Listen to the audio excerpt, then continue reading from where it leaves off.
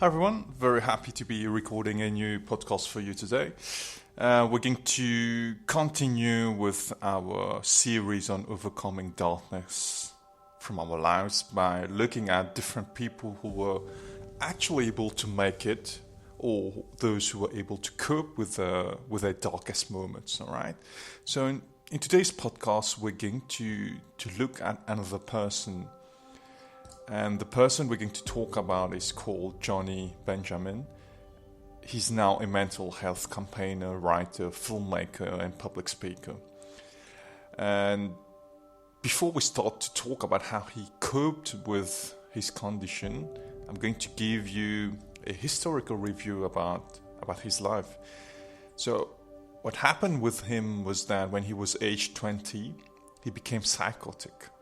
And he was admitted in a psychiatric hospital, and diagnosed with psychoaffective disorder, which is a condition where you start to hear voices. And in his case, he was hearing voices, and he also felt that he was always being watched by cameras, being watched by people. So he was in a constant state of fear. All right. And when he was diagnosed, he attempted to take his own life, all right? And he was actually saved by someone very kind who asked him not to do something like that. And it actually took a long time to heal. During the first few years, he actually denied, and he didn't want to talk about it. And he actually closed on himself, something we discussed in the previous podcast, where it can be quite natural to actually close on yourself and not talk to people. So that's what he actually did in the first few years. And he was diagnosed in his 20s, and it's actually in the mid-20s that he decided to open up to people, where he actually decided to actually talk about it. And how did he overcome his condition? How did he start his healing process? He actually started to heal and to cope with his condition when he started to practice mindfulness.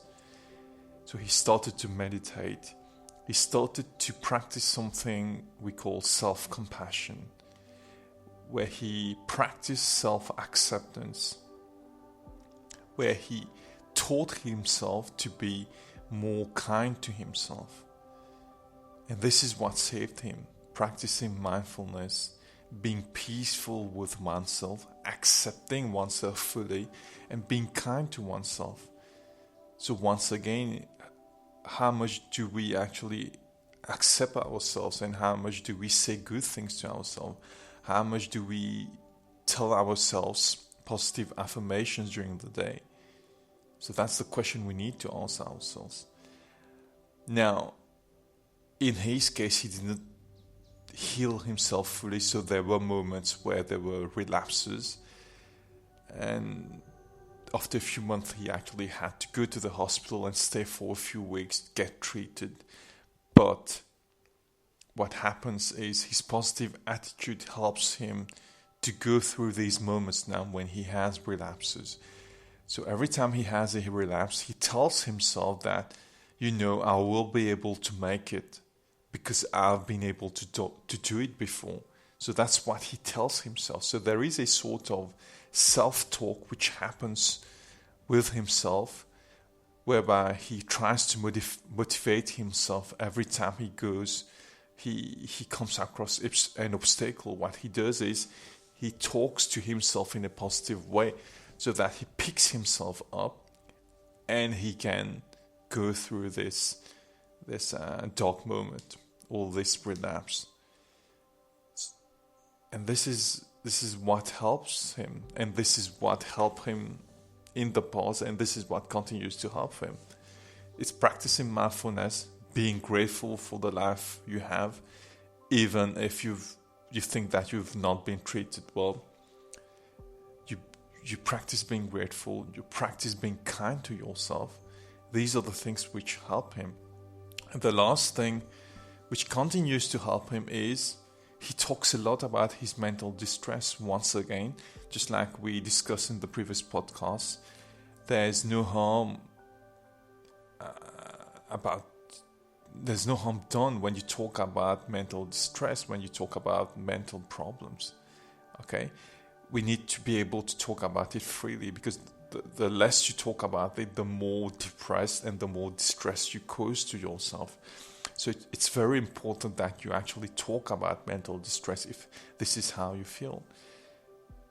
And in his case, he tells us that people think that he overshares his mental distress, but for him it's actually normal to share whatever he's feeling, whatever his problems are. He just shares them openly, without fear of judgment, without fear of opinions of people. And his punchline is that, you would not conceal if you had a physical distress, isn't it? So why should you actually conceal if you have a mental distress? So this is his punchline, and he just shares as much as he can. That's why he says that if he gets the feedback from people that he's overdoing it, but he doesn't think that he's overdoing it, because maybe people will feel inspired by what he's doing, and people will talk more about their mental problems, about their mental distress. And it's actually very easy to share nowadays. You can write, you can journal, you can write a blog, you can create a podcast and talk about it. There are so many things you can do, and you shouldn't be fearful about how people react to it. You just need to share. Because sharing about it maybe will uplift other people, and you'll actually feel good about it also because you're sharing it. So there's no harm in sharing. So I hope that you've got a few insights about what the person lived, and it could encourage you also to actually get out of your comfort zone and do things you're actually fearful about.